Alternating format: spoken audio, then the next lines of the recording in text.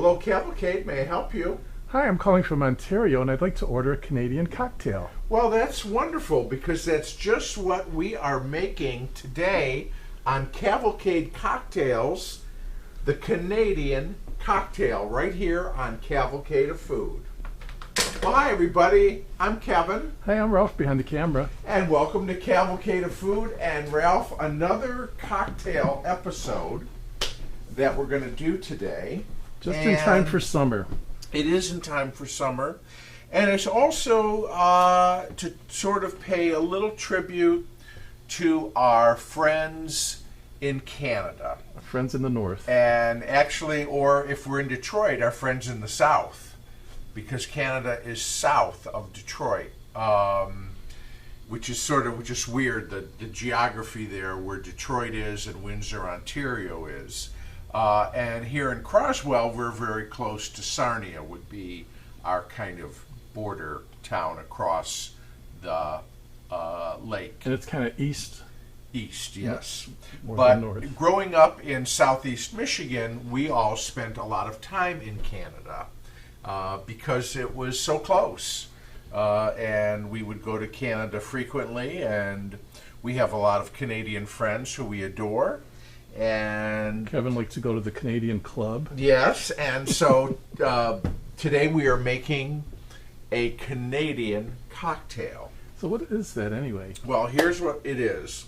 It is basically a whiskey cocktail, and you use a Canadian whiskey.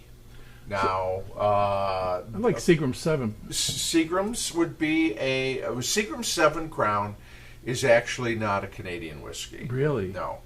That's more of an American blended whiskey. Oh. But Canadian Club is an example. Maybe Seagram's VO Is whiskey Canadian? is Canadian. Well, anyway, we're using Anyways, Canadian we're Club. using Canadian Club. It doesn't get any more Canadian than this. And, Canadian whiskey is a blended whiskey. And so you can use any kind of Canadian whiskey that you want. There's a lot of, at least around here in Michigan, there's a lot of Canadian whiskeys on the shelf. And that was a very good year, I've heard, 1858. So 1858 is the year it was established. Yeah, this whiskey is not from 1858. I know. I just bought it recently. Okay. Anyways, so we're going to start with 1.5 ounce or jigger here of Canadian whiskey. Okay, so that goes in there. Is this the recipe to make enough for two or This one? is the recipe to make enough for one. Just one, okay. But we're going to do it twice. You know why? Because we want to make a double batch. Ah, okay. Okay. So if you're making it for, say, for a party, you would just increase it by the number You of... can, just it's easy to multiply. Okay, so Then 1.5... we've got 1 dash of bitters. Right. 1 dash, That's okay? Of the agnostic bitters? I mean, the Angostura, although use your favorite bitters. Then we got to put in a little triple sec. So triple sec, Ralph, as you know, is an orange-flavored liqueur, okay, that's clear. So we need 1.5 teaspoons. So I'm just eyeballing this here, okay. 1, we'll call that a half. And then we need a teaspoon of powdered sugar. Oh. I'm going to put that in there. Then let's ice this up here. I like your cool green apple Isn't that cool? ice Isn't that fun? box. What do you call that? Ice bucket? Ice bucket. So we're going to put the ice in there.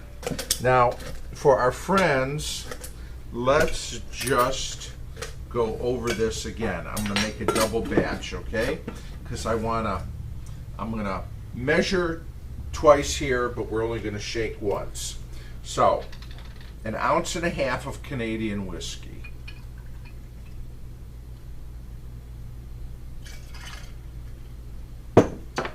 1 dash of bitters.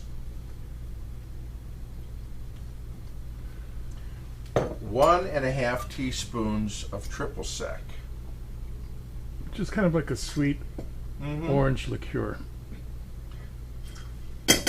kind of like a poor man's Cointreau. Yes, exactly. And then a teaspoon of powdered sugar. All right. Now, gonna shake this up. Of course, it's getting really cold. And we're going to serve this in a cocktail glass. Oh yeah, I see you have them chilling already with some ice cubes in them. I don't know if the camera can pick that up, but Yeah. So I'm going to discard the ice cubes. That way our glasses are nice and chilled. Then we're going to take a strainer here and we're just going to pour 1, 2. now that looks like the kind of drink you could garnish with a maraschino cherry or an orange slice. An orange would be nice.